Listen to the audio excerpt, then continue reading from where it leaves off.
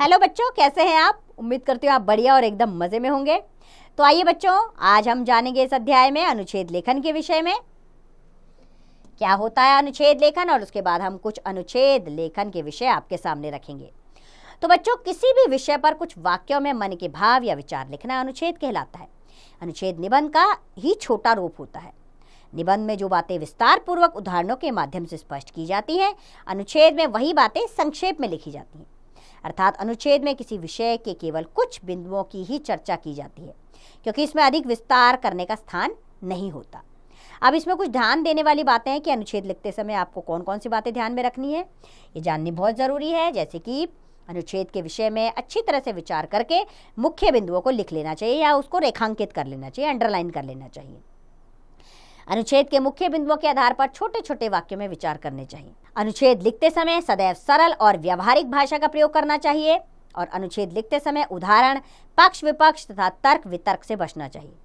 अनुच्छेद लिखकर एक बार अवश्य पढ़ना चाहिए। तो इन बातों का ध्यान रखेंगे तो कभी भी आपके अनुच्छेद में गलतियां नहीं होंगी। आइए कुछ विषय आपके सामने रखते हैं अनुच्छेद के। पहला विषय है हमारा आहार एवं स्वास्थ्य। तो इस अनुच्छेद को हम कैसे लिखेंगे, क्या क्या महत्वपूर्ण बातें इसके अंदर आएंगी वो बताते हैं आपको। हम इसे इस प्रकार लिखना शुरू करेंगे आप कि हमारा निरोगता और दीर्घ आयुष्म का आधार हमारा भोजन है। भोजन से हमें जीवन शक्ति मिलती है, अतः प्रत्येक व्यक्ति को अपने शरीर की आवश्यकता अनुसार भोजन ग्रहण करना चाहिए। भोजन में शरीर को पोषण देने वाले अनेक तत्व विद्यमान होते हैं, जिनकी अनुपस्थिति में शरीर खाना खाने पर भी भूखा रह जाता है। अतः आवश्यक है कि हमें ऐसे भोजन का सेवन करना चाहिए जो हमारे शरीर की आवश्यकताओं को पूरा करने के साथ साथ हमें उचित मात्रा में पौष्टिक तत्व भी दे। अर्थात हमारे भोजन में उन सभी तत्वों एवं पदार्थों का समुचित समावेश होना चाहिए जो शरीर के उत्तम विकास एवं अवयवों के संरक्षण की दृष्टि से महत्वपूर्ण हो। इस प्रकार यदि हम पौष्टिक तत्वों से युक्त आहार ग्रहण करते हैं तो हमारा शरीर सदैव निरोगी एवं स्वस्थ रहता है। दूसरा विषय अनुच्छेद लेखन के लिए सत्यमेव जयते। ये इस प्रकार लिखेंगे हम, धर्मशास्त्रों में सत्य को परिभाषित करते हुए कहा गया है कि जो नित्य है वही सत्य है। दूसरे शब्दों में कहा जा सकता है कि सत्य ही वह तत्व है जो ना तो कभी बदलता है और ना ही किसी भी परिस्थिति में विचलित होता है। हमारे प्राचीन धर्म ग्रंथों में भगवान श्री राम को सत्य के रूप में निरूपित किया गया है, क्योंकि भगवान श्री राम प्रतिकूल परिस्थितियों में भी अपने पथ से कभी विचलित नहीं हुए। महापुरुषों के अनुसार जहाँ सत्य है वहाँ ईश्वर, आनंद, उन्नति, सुख एवं कल्याण है।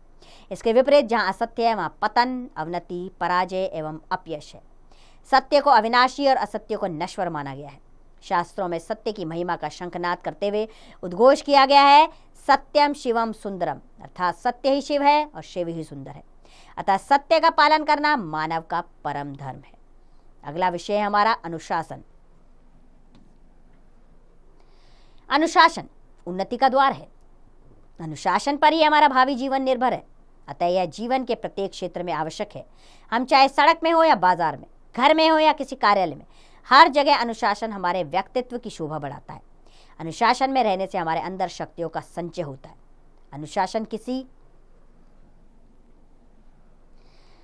बंधी बनाई जीवन पद्धति या कार्यशैली का नाम नहीं है, अपितु हमारे जिस कार्य अथवा व्यवहार से दूसरों को अपने कार्यों में सुविधा हो और साथ ही हमें स्वयं भी अपना जीवन सुव्यवस्थित एवं सरल लगने लगे, वही अनुशासन है।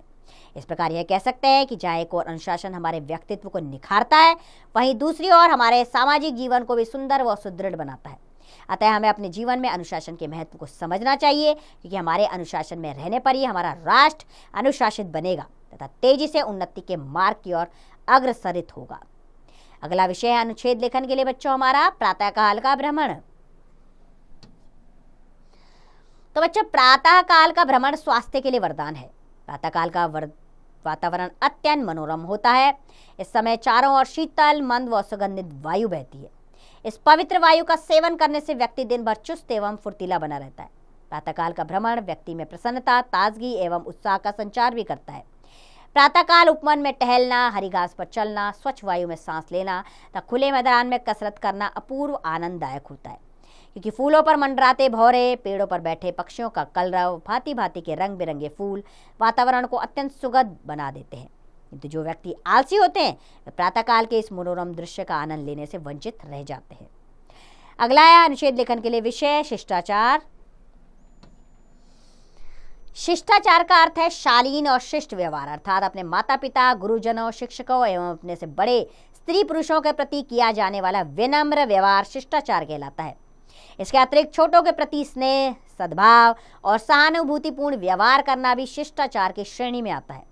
इतना ही नहीं, कक्षा में शिक्षक के आने पर उनका अभिवादन करने के लिए उनके सम्मान में खड़े हो जाना, अपने से बड़ों को प्रणाम करना, अपने मित्रों एवं साथियों का मुस्कुराकर स्वागत अभिनंदन करना व उनकी कुशल क्षेम पूछना, अतिथियों का आदर सम्मान करना तथा उनके लिए उचित जलपान का प्रबंध करना व उनकी सुख सुविधा का ध्यान रखना भी शिष्टाचार ही है।